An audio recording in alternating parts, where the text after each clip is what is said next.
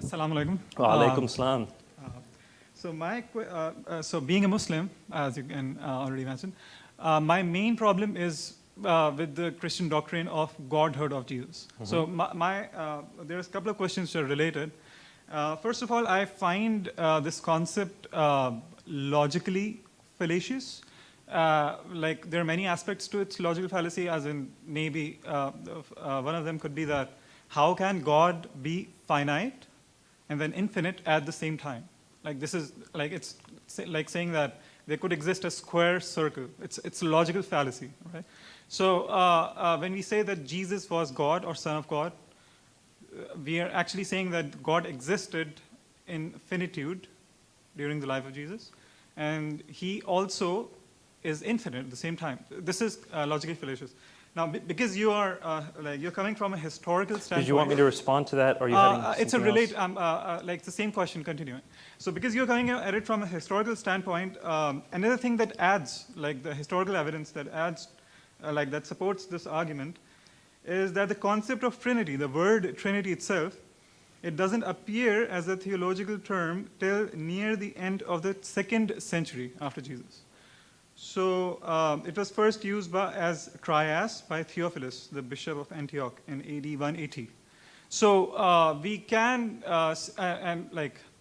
adding up to that, when you refer to Mark chapter 14, verse 62, which is what you say is the proof that Jesus claimed to be God, are you really applying the same criteria of objectivity that you were applying previously to the Quran when interpreting this as meaning that Jesus is claiming himself to be God?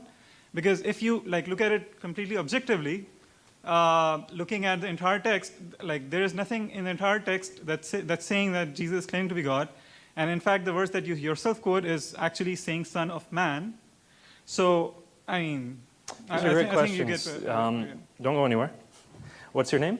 Munzir. Munzir, where are you from? I'm from Pakistan. Pakistan. Bahut khushi hui aapse milke. I had the exact same questions when I was when I practiced Islam. What I want to point out is that first and foremost, what we have to see is what Jesus claimed for himself. Now, the secondary stuff that follows, the theological unfolding or unpacking of what he said, we can spend years and years debating what it means. But what did he say about himself? That's the first thing we want to look at.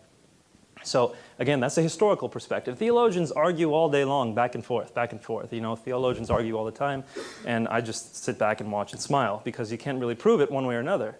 But when it comes to historical events, we can show with relative degrees of certainty, if the evidence is good, if the records are good, what the most likely conclusion is. So first, and let me give you an answer before, if you feel like interjecting, we can talk afterwards. First, I want to point out you are absolutely right. The term Trinity is not used till the end of the 2nd century.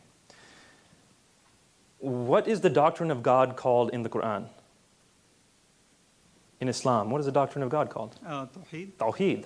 Is that in the Quran?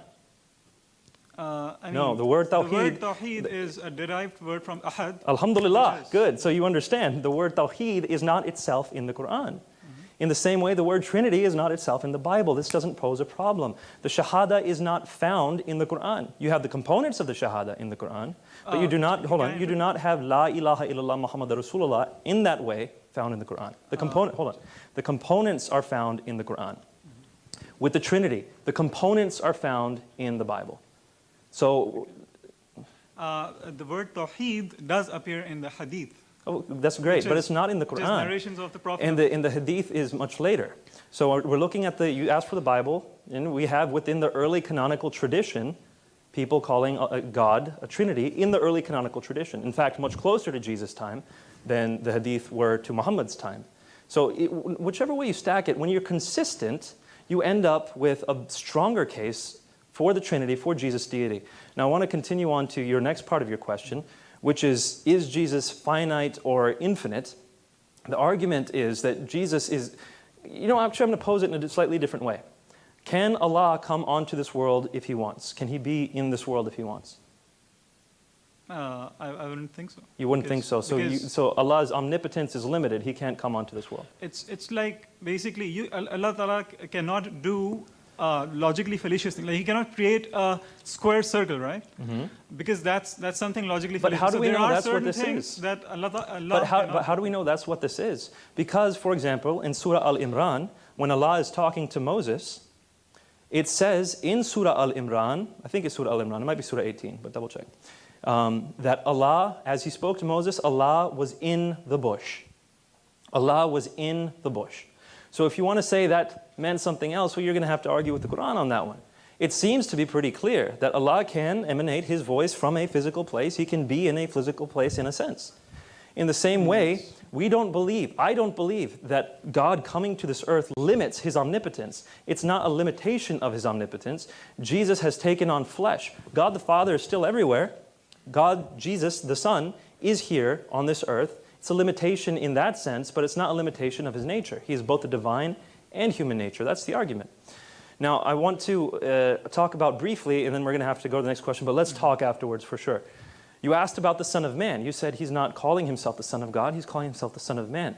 I'm emphasizing to you, my friend, when this hit me, again, while I was practicing Islam, when this hit me, it hit me like a bolt of lightning. The claim Son of God, according to Jews at that time, was not anything divine. Adam was called the Son of God. Solomon was called the Son of God. In the Psalms it says, you are gods.